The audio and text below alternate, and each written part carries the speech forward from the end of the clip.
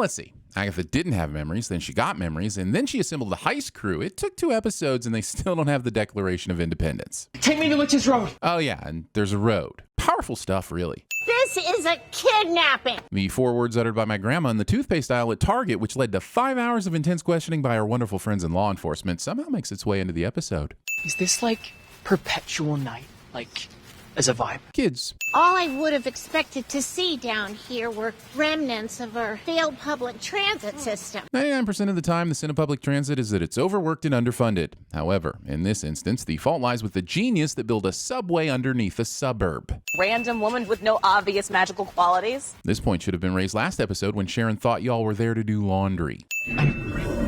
Someone's put a sigil on that boy. We can crack him open later. Everyone goes along with just ignoring the obviously important mystery of the teen's identity because Maz Kanata, Agatha, Disney, has decided that it's a story for another time. It's just a really horrible party. People who don't realize that all I can do is supply the sandwiches. It's your job to bring the fun. Rule number 1, do not step off the road. Stealing your road rules from The Hobbit instead of road rules. Was that there before? You should stop asking that question. Agatha would be excellent all along at TVSins. Episode thinks it was directed by Tarantino, making me wonder if they're going to love it or list it. I look like one of my customers. That's consumerist. Or an agent of Mephisto. Listen, these offhanded references just don't do it for me anymore. Either Mephisto me or get on with the show. Wait. To the prize. Dropping Highlander references like I wasn't already worried about this series ending with a character attaining some vague all-powerful ability that can't be defined without risking the destruction of the thin veneer of continuity holding the MCU together. I would drink the blood of a virgin if it would smooth out some of these wrinkles. Confusing witches with vampires. Also, if wrinkles are your concern, you don't drink virgin blood, you bathe in it. Just like skincare icon Countess Elizabeth Bathory. Oh my God, I have jowls! Stealing Will Smith's allergic reaction from Hitch, but somehow making it look worse than Hitch. It just serves our best interests is all. Are all witches nearsighted? Holding up a few hairs in front of half your face shouldn't be enough to fool everyone into thinking you're also inflamed by the poison wine. He didn't drink. He's not in the coven, and he's underage. Props to you for being a responsible chaperone, but I'm going to need a little more backstory on Jen before I believe that one of her biggest concerns in their current paranormal situation is that no one violates the minimum legal drinking age. How long is that gonna hold? Episode adds a symbolic ticking clock when it already had a literal ticking clock. What happens when it breaks? Not being able to guess what will happen when the glass holding the water back breaks. Get those hairs out of the way. Decorative fruit candles always tempting me to take a bite. They don't open a single one of these skincare products before tossing the whole container in the sink. It's like the potion doesn't actually need the ingredients. It just likes to know that you put the effort into gathering them up. It's a super fancy cooking tool. It heats water to a specific temperature so you can cook your meat evenly. My dad loves his. Not stating up front that this trial would include a paid promotion. Crying books. Huh.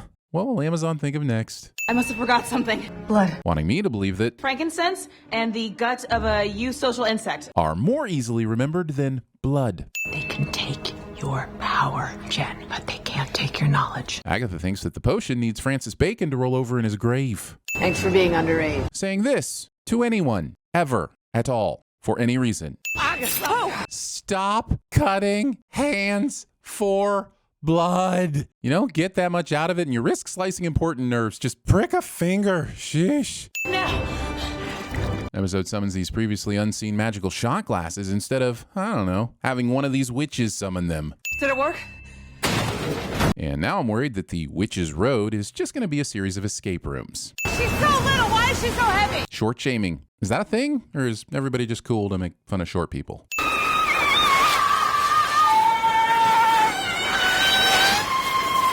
Not appreciating the water slide you've been gifted from completing the trial. Sharon's dead. Killing Mrs. Foreman, even as a possible fake out, because let's be honest, you don't cast Deborah Jo Rupp just to randomly kill her off in the 3rd episode. Touching a dead person's eyelids, cliche. Someone from the agency gave us the old Merlot waterboard. How are you doing that with your mouth? Well, I thought that this was pretty obvious, but for the uninitiated. Throw out your rules. These are road rules. It's a riddle. And I love riddles.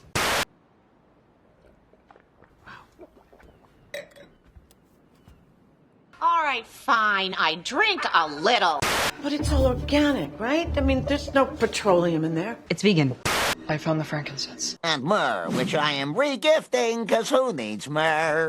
Once our intentions are aligned, it'll glow bright cerulean. You're also blithely unaware of the fact that in 2002, Oscar de la Renta did a collection of cerulean gowns.